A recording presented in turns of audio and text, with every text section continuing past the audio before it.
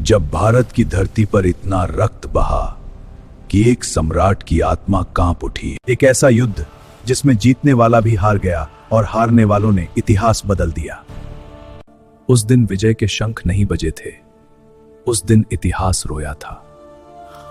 ये कहानी है उस युद्ध की जिसने तलवार को झुका दिया और मानवता को जगा दिया। वर्ष 261 ईसा पूर्व भारत की धरती कांप उठी थी। आकाश में धुआं था और इंसानियत खामोश खड़ी थी।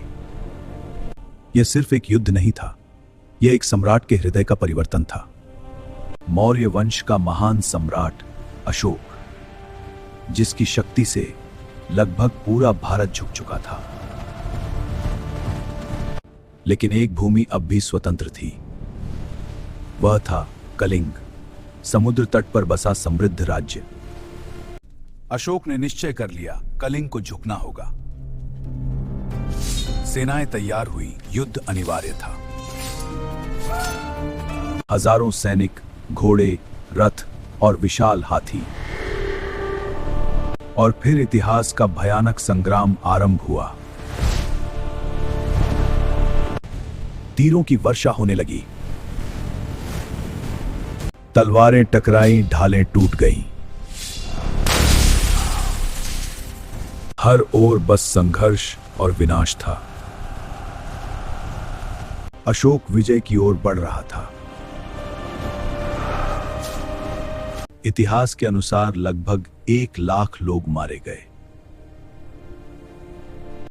और 1.5 लाख लोग बंदी बना लिए गए और अनगिनत लोग पीड़ा में समाप्त हो गए। युद्ध समाप्त हो चुका था।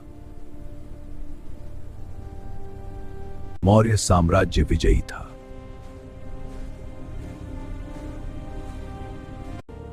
लेकिन अशोक भीतर से हार चुका था। उसने देखा